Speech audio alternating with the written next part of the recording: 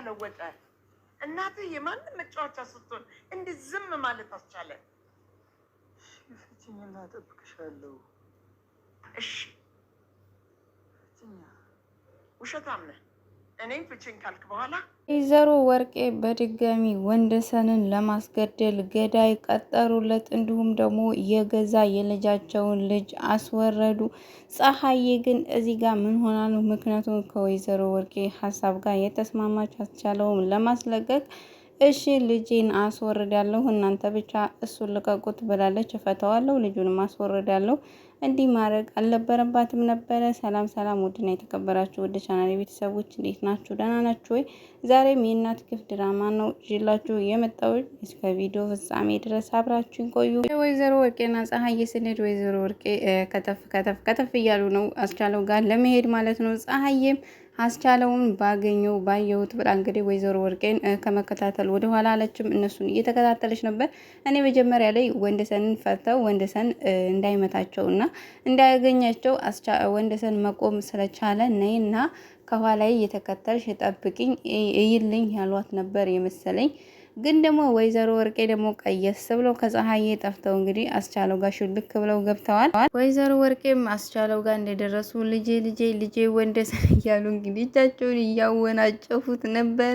ምክንያቱም ትልቅ አጣብቂኝ ውስጥ ስላሉ ያው ያወጣኛል ብለው ያሰቡት ደግሞ አስቻለውን ነው። አስቻለው እንግዲህ ከብዙ ነገር ጠብቋቸው ነበረ። አስቻለው ልጄ እንደ ዛሬው አስፈልገኸኝ አታውቅም፣ እንደ ዛሬ ፈልጊህም እማቅበት ቀን ኑሮ ትዝ ብሎኝ አያውቅም። ስለዚህ ዛሬ በጣም ነው ልጄ እያስፈለግከኝ።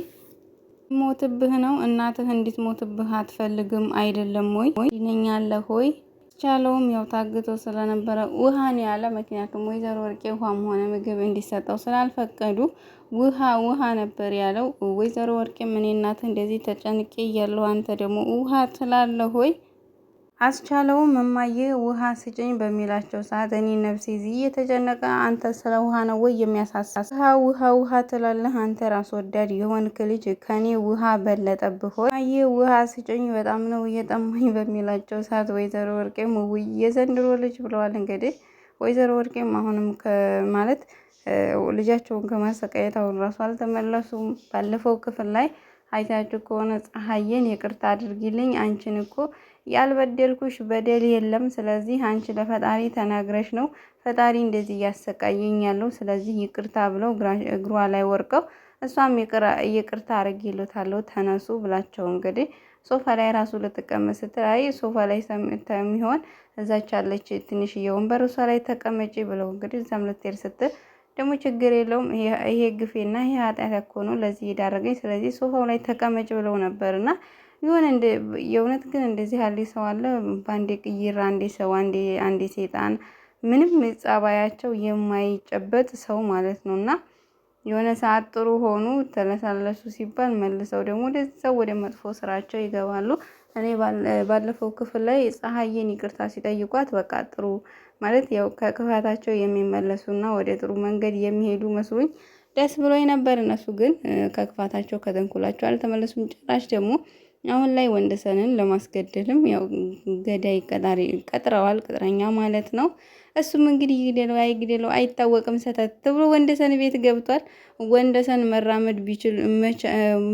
መራመድ መቻሉን ቢያውቅ ኖሮ እውነት ለመናገር ሰተት ብሎ የሚገባ አይመስለኝም። ግን እዚህ ጋር ግን ቅጥረኛው ወይም ደግሞ ገዳዩ ማለት ነው የወይዘሮ ወርቄን ወንጀል ለማወጣጣት ወይም ደግሞ በማስረጃ ለመያዝ ይመስለኛል ያ መርማሪው ፖሊሱ ወይም ደግሞ ወይዘሮ ወርቄ ስም ያወጡለት መርማሪው ይመስለኛል ማለት ነው። ለመናገር ድምፁ እሱን ነው የሚመስለው። ያው ግን ተቀያይሯል። ጭንብልም ማክስ ለብሷል። ጸጉሩ ሌላ ነው፣ ግን ድምፁ ደግሞ እሱ ነው የመሰለኝ። ያው ወንደሰን የሚሞት አይመስለኝም እንደኔ ማለት ነው። ወደ ወይዘሮ ወርቄና አስቻለው ስንመለስ ወይዘሮ ወርቄ ማየ ዘንድሮ ልጅ እኔ ታድነኛለህ ብዬ ወደ አንተ መጥቼ አንተ ግን ውሃ ትልብኛለህ። ዘመን ላይ ደረስን። አንተን ከምወልድ ኖሮ ጥቁር ድንጋይ በወልድ ይሻለኝ ነበረ።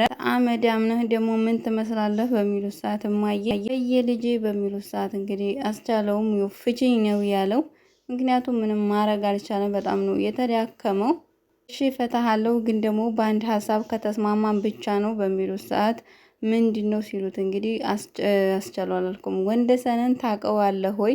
ወንደሰን ደግሞ ማን ነው በሚላቸው ሰዓት እንግዲህ ወይዘሮ ወርቄም እዚህ ታስረ ስትውል ጭራሽ ወንደሰን ጠፋብህ? እኔ እንዳንተ ክፉ አይደለሁም፣ ወንደሰን ማለት የልጄ ባል ነው በሚሉት ሰዓት እንግዲህ አውቀዋለሁኝ። እያወቅከው ነው ወይ እንዲህ ያስለፋኸኝ? ስለዚህ ወንደሰንን ትገድልኛለህ፣ ከወንደሰን እኔን ትጠብቀኛለህ በሚሉት ሰዓት ወንደሰን ብሏል እሱ ማለት ነው። ምክንያቱም ተደናግጦ ያው ወንደሰን መራመድ እንደማይችል ነው የሚያውቀው። ወንደሰን እዛ ታይላንድ የሄደበት እኮ ዲኖ ነው የመጣ ግን ደግሞ እያስመሰለ ነው።